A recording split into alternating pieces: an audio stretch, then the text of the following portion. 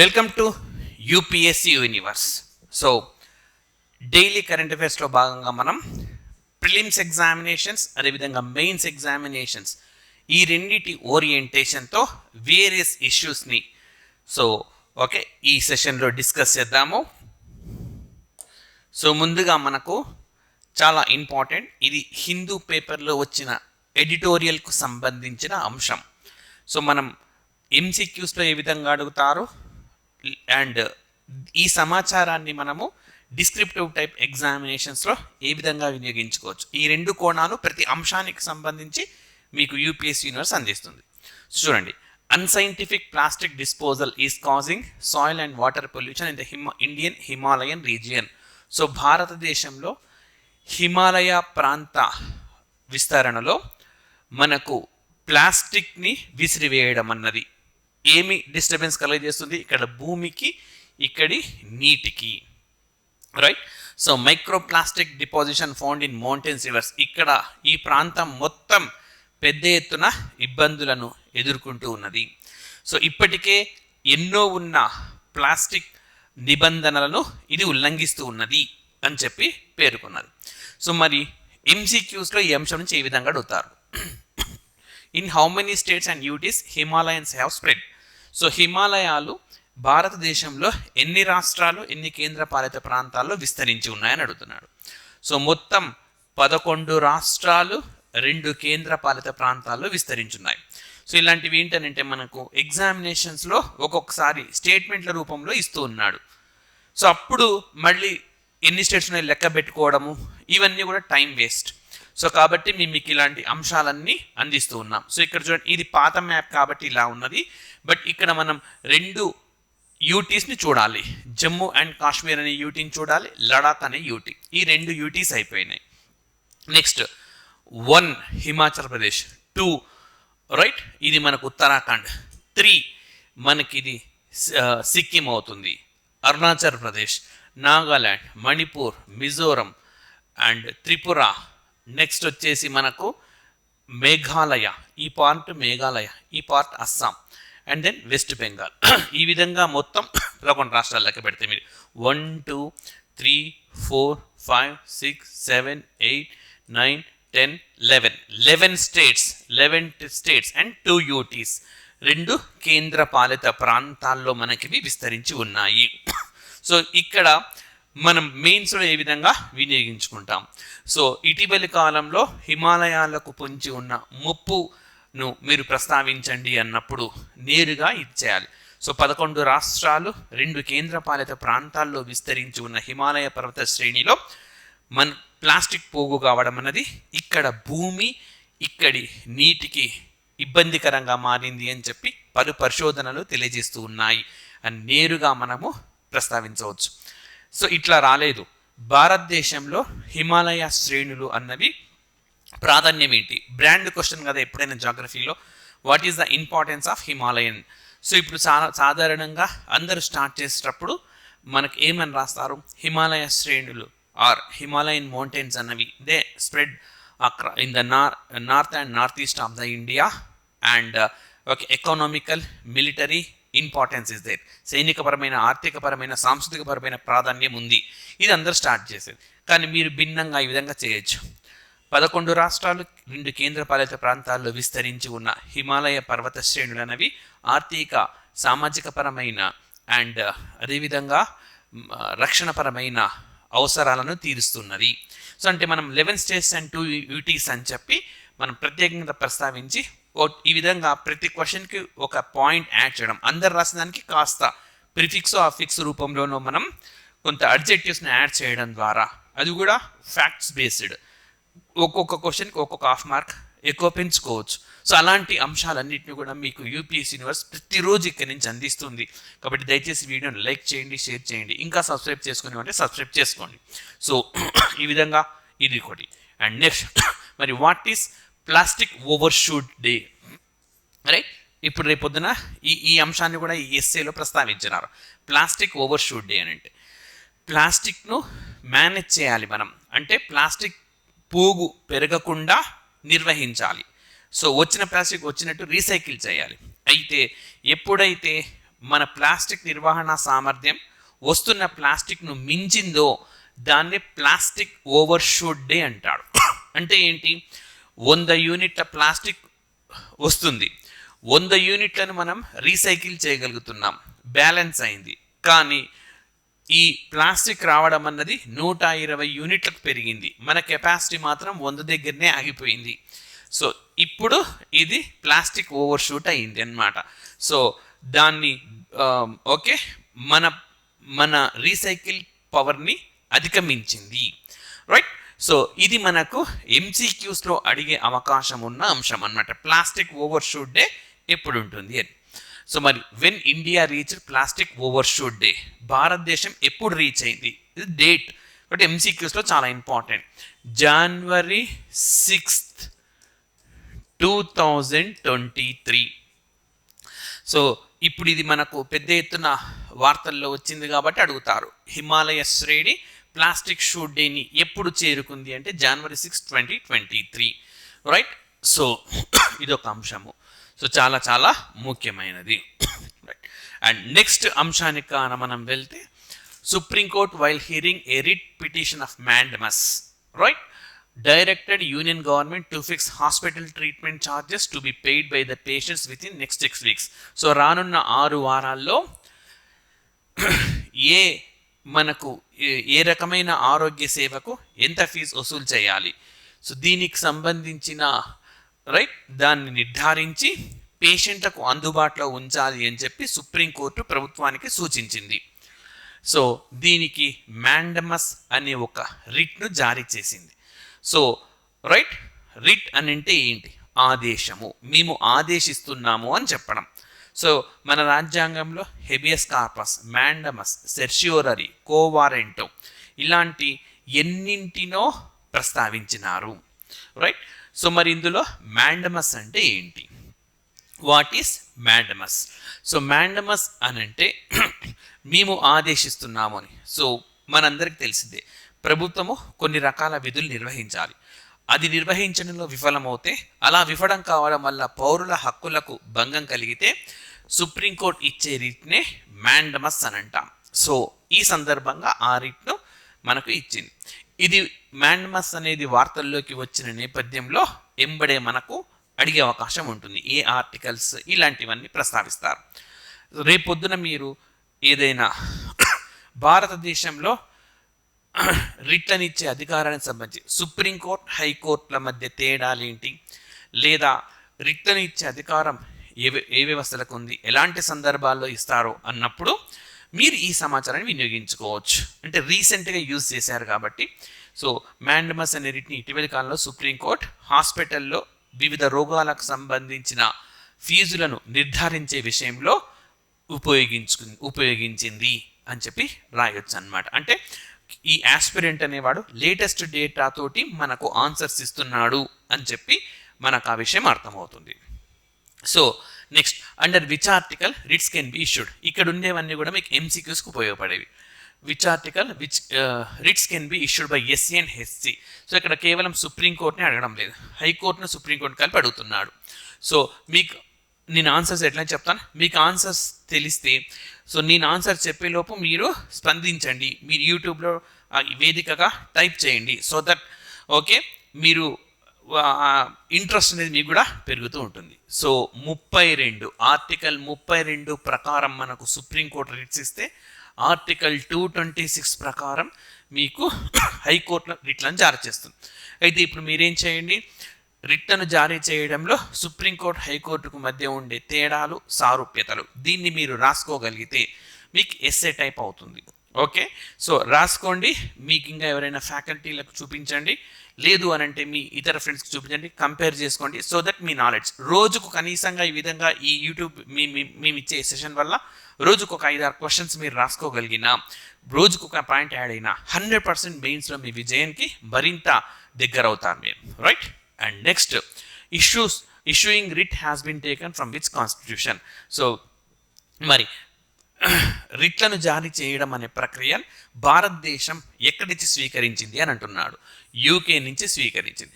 తెలిసిన వాళ్ళైతే యూకే పెడతారు, తెలియని వాళ్ళు యుఎస్కి వెళ్ళిపోతారు. ఎందుకు అని అంటే అసలు ఇది ప్రాథమిక హక్కుల్లో భాగమని తెలుసు. ప్రాథమిక హక్కులన్నీ మనం ఎక్కడి నుంచి తెచ్చుకున్నాం? బ్రిటిష్ నుంచి తెచ్చుకున్నాం, సారీ యుఎస్ఏ నుంచి తెచ్చుకున్నాం. కాబట్టి ఇది యుఎస్ఏ అయి ఉండొచ్చు అనుకుంటాను. బట్ రిట్స్ జారీ చేయడం అన్నది, అదేవిధంగా ఆర్టికల్ 14లో ఉన్న ఈక్వాలిటీ బిఫోర్ లా, చట్టం ముందు సమానత్వం, ఈ రెండు భావనలు యూకే నుంచి స్వీకరించినాం. సో ఓకే, మరి ఇప్పుడు ఏం చేస్తాం? ఇప్పుడు ఏం రాసుకోవచ్చు? భారత రాజ్యాంగ పరిణామ క్రమంలో మనం ఓకే వీటిని ప్రస్తావించుకోవచ్చు. ఏ దేశం నుంచి వీటిని స్వీకరించాం. సో భారత రాజ్యాంగ సోర్సెస్ని రాయండి అని ఒక చిన్న క్వశ్చన్ లాంటిది రూపంలో సబ్ క్వశ్చన్ అనమాట. భారత రాజ్యాంగ పరిణామ క్రమం మనం ఏ ఫీచర్ ఎక్కడి నుంచి తెచ్చుకున్నాము అని క్వశ్చన్ వచ్చింది అనుకోండి. భారత రాజ్యాంగ పరిణామ క్రమం అని ఆ చట్టాలు ఎక్కడి నుంచి ఏం తెచ్చుకున్నాం అన్నది మరొకటి. సో రెండింటికి సమానమైన వెయిటేజ్ ఇస్తూ రాయవచ్చు అనమాట. సో ఇది కూడా మనం రాసేటప్పుడు 1773 చట్టము, 1784 అట్లా కాదు. సో ముందు న్యాయ వ్యవస్థకు సంబంధించిన యాక్చువల్గా శాసన నిర్మాణ వ్యవస్థ, సో లెజిస్లేచర్ ఎక్కడెక్కడ ప్రస్తావన ఉన్నది, ఏమేమి వచ్చినాయి అంటే 1853లో చట్టంలో ఒక బాధ్యతాయుతమైన ప్రభుత్వం, 1919లో ద్విసభా విధానము, ఈ విధంగా రాయాలి. ఎగ్జిక్యూటివ్ కార్యనిర్వాహక వ్యవస్థ ఎప్పుడెప్పుడు డెవలప్ అయింది, న్యాయ వ్యవస్థ ఎప్పుడెప్పుడు డెవలప్ అయింది, అండ్ ఇతర వ్యవస్థలు ఎప్పుడు వచ్చినాయి అది కాస్త రాసి 50. మీరు 200 పదాలు అంటే ఇవన్నీ 100 పదాలు, ఇంకొక 100 పదాలు సోర్సెస్, మనం ఏ వ్యవస్థ నుంచి ఏమేమి స్వీకరించినాం అట్లా రాయడంలో దీన్ని మీకు మంచి మార్కులు అనేవి ఉంటాయి. Next, what is the rule 9 of the clinical establishment act? So యాక్చువల్గా మనకి ఇది ఏంటంటే which of the following is true, ఈ రిట్ ఇచ్చినాక మనకు సందర్భం ఉంది కాబట్టి వాట్ ఈజ్ రూల్ 9 అని అడగవచ్చు. So rule 9 clinical establishment act ఏం చెప్తుంది అని అంటే, సో ఈ చట్టం అమల్లోకి వచ్చిన సాధ్యమైనంత తొందరలో ఏ రకమైన రోగానికి ఎంత ఫీజు ఛార్జ్ చేయాలి కేంద్ర ప్రభుత్వం నిర్ణయిస్తుంది. అండ్ రాష్ట్రాలలో రాష్ట్ర ప్రభుత్వాలు కూడా జోక్యం చేసుకొని అందరు కలిసి నిర్ణయించి అంత ఛార్జీలు మాత్రమే వసూలు చేస్తారు. కానీ ఇప్పటిదాకా డిస్ప్లే చేయలేదు. ఈ చట్టం ఉంది ఆల్రెడీ, మనకు చట్టాన్ని అమలు చేయడం లేదు కాబట్టే అమలు చేయమని చెప్పి మ్యాండమస్ అనే రిట్ని మనకు సుప్రీంకోర్టు ఇచ్చింది. రైట్. సో ఇది ఎంసీక్యూస్ అండ్ మీకు మెయిన్స్లో ఉపయోగపడే అంశము. రైట్. అండ్ నెక్స్ట్ వచ్చేసి మనకు HR and CA bill. So మనకు Hindu religious institutions and charitable endowments act అనమాట. హిందూ రిలీజియస్ ఇన్స్టిట్యూట్ అంటే హిందూ ధార్మిక సంస్థలు అండ్ చారిటబుల్ ఎండోమెంట్స్ యాక్ట్, దీన్ని సవరించింది. ఎవరు అనంటే కర్ణాటక సవరించింది. సో ఏం చెప్తుందంటే కొంత ఆదాయం దాటిన దేవాలయాల పైన కొంత పన్ను వసూలు చేస్తారు. వసూలు చేసి ఇది ఆయా ధార్మిక సంస్థల్లో పనిచేస్తున్న అర్చకులు కావచ్చు లేదా ఇతర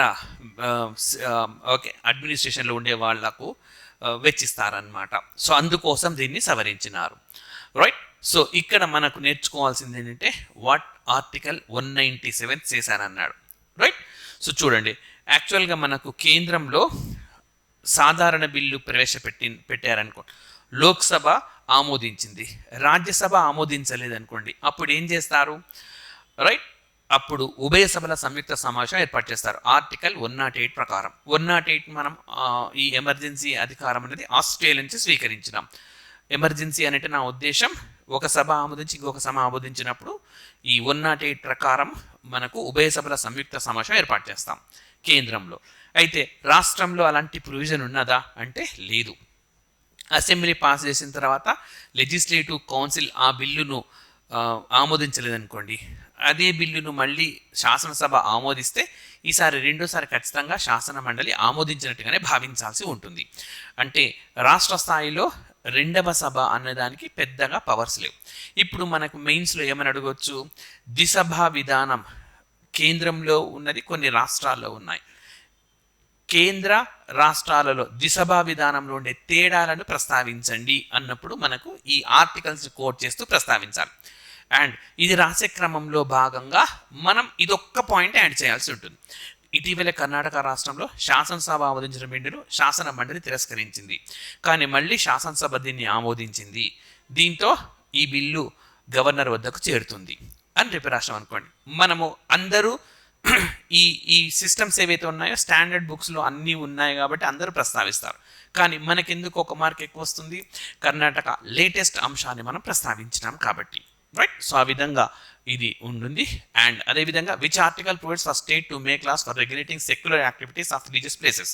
సో మత సంబంధమైన ప్రదేశాలలో చట్టాలను చేసే హక్కు రాష్ట్రాలకు ఏ ఆర్టికల్ ఇస్తుంది అని అంటున్నాడు.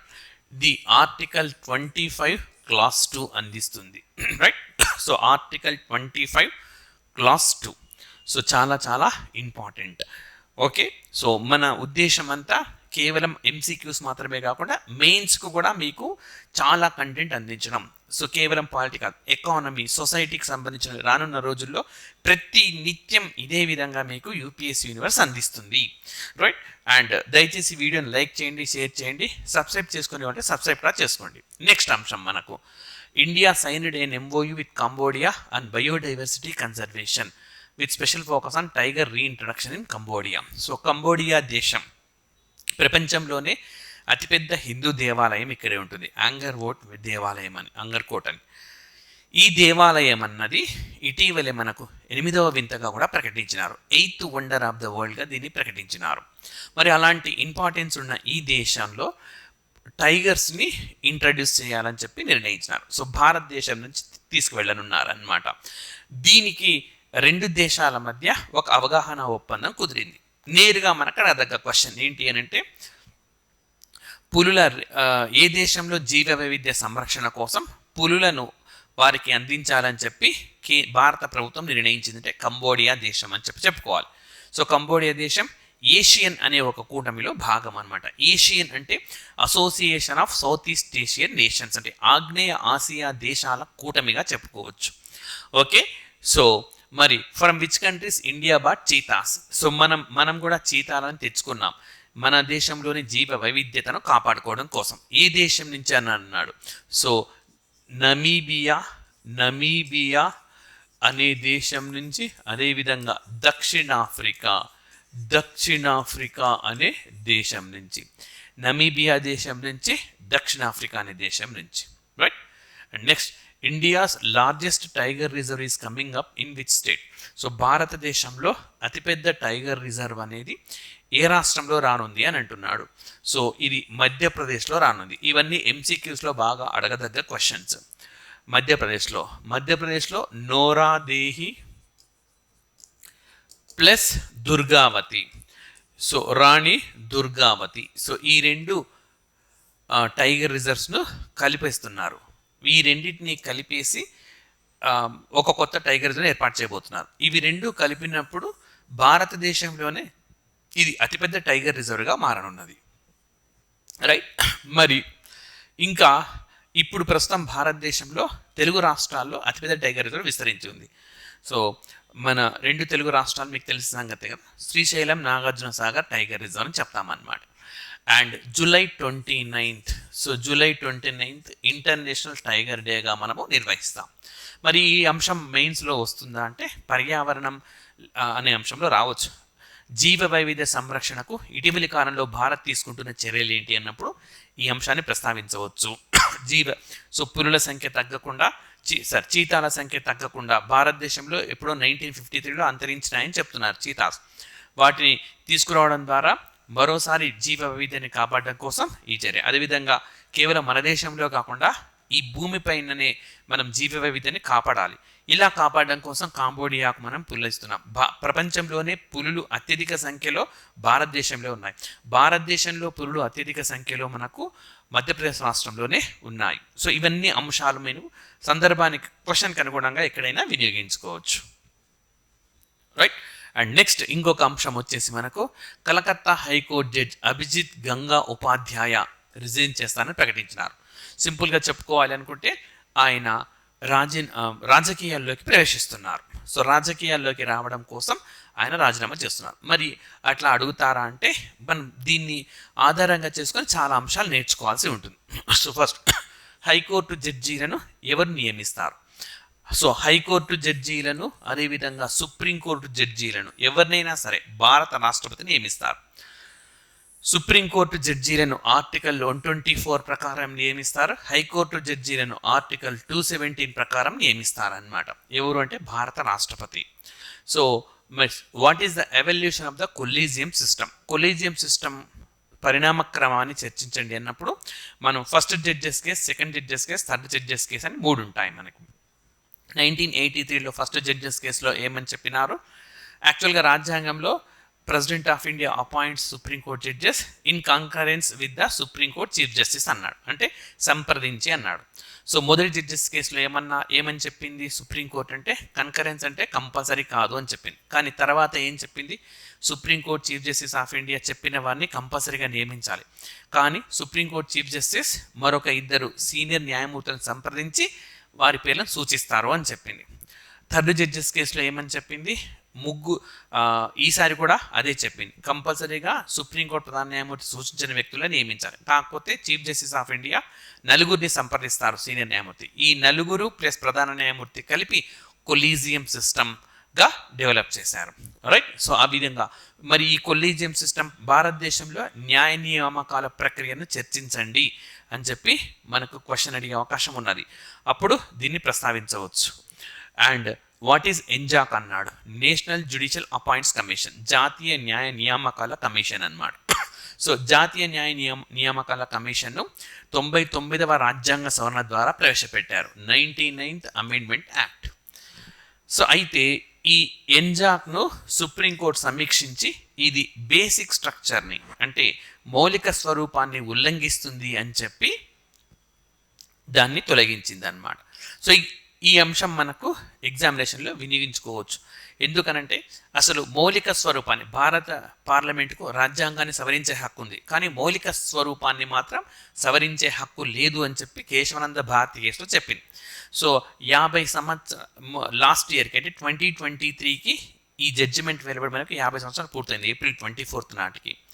అండ్ ఆ తర్వాత మనకు ఓకే ఇది ఒక 50 years పూర్తయింది. అదిగాక కేశవానంద భారతి జడ్జికి సంబంధించి దాని ప్రత్యేకతలని వివరిస్తూ సుప్రీంకోర్టు December 2023లో ఒక వీడియోను కూడా రిలీజ్ చేసింది. అంటే బాగా మనకు ఈ కేశవానంద భారతికి వార్తల్లో ఉంది. దీనిపైన భారతదేశంలో ఎన్జాక్ ఎవల్యూషన్ అన్న లేదా లైక్ పార్లమెంటుకు న్యాయ వ్యవస్థకు మధ్య ఈ రాజ్యాంగ సవరణకు సంబంధించిన చుట్టూ ఉండే ఏదైనా క్వశ్చన్ ఇచ్చినా కూడా అందరూ ఆ ప్రొవిజన్స్, ఆ ఆర్టికల్స్ అవి రాసుకుంటూ వెళ్తారు. మనం ఇది కూడా ప్రస్తావించవచ్చు. సుప్రీంకోర్టు ఈ సందర్భంలో ఎందుకు కొట్టేసింది అని అంటే, సో సుప్రీంకోర్టు అంటే న్యాయ వ్యవస్థలో నియామకాలన్నీ కూడా న్యాయమూర్తుల సంప్రదింపుల ద్వారానే జరగాలి. కానీ ఎన్జాక్లో అటు శాసన వ్యవస్థ నుంచి కార్యనిర్వాహక వ్యవస్థ నుంచి కొంతమంది ఉన్నారు. సో యాక్చువల్గా ఎన్జాక్లో మనకు ఈ ప్రధానమంత్రి ఉంటారు, లోక్సభలో ప్రతిపక్ష నాయకుడు ఉంటారు, అదేవిధంగా మనకు సుప్రీంకోర్టు చీఫ్ జస్టిస్ ఉంటారు. కానీ మనకు రాజ్యాంగం ప్రధాన న్యాయమూర్తిని సంప్రదించాలి అని చెప్పింది.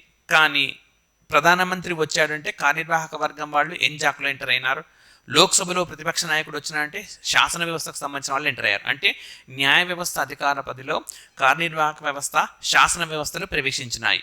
కానీ ఎవరికి వారు సపరేట్ ఉండాలి అని చెప్పి భారత రాజ్యాంగం సూచించింది. ఇది ఒక మౌలిక స్వరూపం. ఈ 99వ రాజ్యాంగ సవరణ మౌలిక స్వరూపాన్ని ఉల్లంఘించింది, కాబట్టి ఇది చెల్లదు అని చెప్పి ఇట్లాంటివి మనకు ఎస్ఏలో కూడా వచ్చే అవకాశం ఉన్నది, అక్కడ నీట్గా మీరు ప్రస్తావించవచ్చు. ఓకే. సో ఇది next, name the sitting CJ who resign to contest in presidential elections. రాష్ట్రపతి ఎన్నికల్లో పోటీ పడడం కోసం చీఫ్ జస్టిస్ ఆఫ్ ఇండియా పదవికి రాజీనామా చేసిన జడ్జి ఎవరని అడుగుతారు. రైట్. సో ఇది మీకు ఆన్సర్ కోక సుబ్బారావు. సో తెలుగువాడు, తెలుగు రాష్ట్రాల నుంచి ప్రధాన న్యాయమూర్తి అయిన తొలి వ్యక్తి. అంతేకాదు ఉమ్మడి ఆంధ్రప్రదేశ్ 1956 November 1న మనకు ఉమ్మడి ఆంధ్రప్రదేశ్ ఏర్పాటైంది. ఉమ్మడి ఆంధ్రప్రదేశ్లో కూడా ప్రధాన న్యాయమూర్తి అయిన తొలి వ్యక్తి ఈయననే, కోక సుబ్బారావు గారు. ఉమ్మడి ఆంధ్రప్రదేశ్లో కూడా ప్రధాన న్యాయమూర్తి అయినారు ఆయన, ఫస్ట్ ప్రధాన న్యాయమూర్తి ఆయననే రాష్ట్ర హైకోర్టుకు. ఆ తర్వాత సుప్రీంకోర్టు ప్రధాన న్యాయమూర్తి అయినారు. ఈయనే గోలక్నాథ్ కేసులో జడ్జిమెంట్ ఇచ్చినారు. సో గోలక్నాథ్ కేసు జడ్జిమెంట్ మనకు ప్రాధాన్యం ఏంటి? గోలక్నాథ్ కేసు జడ్జిమెంట్ మనకు అత్యంత ప్రాధాన్యంతో కూడుకొని ఉంది. ఏంటి ఈ కేసు ప్రత్యేకత అని అంటే, రాజ్యాంగాన్ని సవరించే హక్కు పార్లమెంట్కు ఉంది, కానీ ఆ అమెండ్మెంట్ని, ఆ సవరణను సమీక్షించే హక్కు న్యాయ వ్యవస్థకు ఉంటుంది అని జడ్జిమెంట్ ఇచ్చినారనమాట. అంతకుముందు సంజయ్ సింగ్ కేస్ అంతకుముందు ఉండే కేసులలో ఓకే ఏవైతే కేసులు ఉన్నాయో Sajjan Singh versus union of India case, ఇలాంటి కేసులలో రాజ్యాంగ సవరణ చట్టాలను సమీక్షించే హక్కు కోర్టుకు లేదు అని చెప్పి జడ్జిమెంట్ వచ్చింది. దానికి పూర్తిగా విరుద్ధంగా గోలక్నాథ్ కేసులో కోకా సుబ్బారావు ప్రధాన న్యాయమూర్తిగా ఉన్నప్పుడు జడ్జిమెంట్ ఏంటంటే రాజ్యాంగ సవరణను కూడా సమీక్షించే హక్కు పార్లమెంట్కి ఉంటుంది అని. ఈ తీర్పు తర్వాతనే 24వ రాజ్యాంగ సవరణ చట్టం ద్వారా 24th కాన్స్టిట్యూషన్ అమెండ్మెంట్ ద్వారా రాజ్యాంగంలో ఆర్టికల్ 13లో క్లాస్ 4 చేర్చినారు. ఆ క్లాస్ 4లో ఏమని చెప్పినారంటే రాజ్యాంగ సవరణను సమీక్షించే హక్కు సుప్రీంకోర్టుకు లేదు, అంటే న్యాయ వ్యవస్థకు లేదు అని చెప్పి చేర్చినారు. కానీ దీన్ని కూడా సుప్రీంకోర్టు సమీక్షించింది. ఏది కేశవానంద భారతి కేసులో. చూడండి, అన్నీ ఒకదానికొకటి లింకప్ అయి ఉంటాయి. కాబట్టి సమగ్రంగా దీన్ని మనము అర్థం చేసుకోగలగాలి. సో మనకు ప్రతి నెలలో 1-2 సార్లు ఈ సందర్భాలు వస్తాయి. వచ్చిన ప్రతిసారి మీకు యూపీఎస్సీ యూనివర్స్ అందిస్తుంది. ఈ విధంగా రిపీటెడ్గా మీరు వినడం వల్ల ఎగ్జాంపుల్స్ అప్డేటెడ్గా ఉంటారు. ఓకే, మెయిన్స్లో మీకు చాలా ఉపయోగపడతాయి. రైట్. సో ఇవి ఈ రోజుకు సంబంధించిన అంశాలు. మరికొన్ని ఇష్యూస్తో రేపటి సెషన్లో కలుద్దాం. రేపటి సెషన్లో కూడా ఎంసీక్యూస్ ఓరియంటేషన్ అండ్ ఎస్ఏ ఓరియంటేషన్లో గ్రూప్ 1కి గ్రూప్ 2కి ప్రిలిమ్స్కి మెయిన్స్కి ఉపయోగపడేలా మీకు కంటెంట్ అనేది యూపీఎస్సీ యూనివర్స్ అందిస్తుంది. So thank you very much.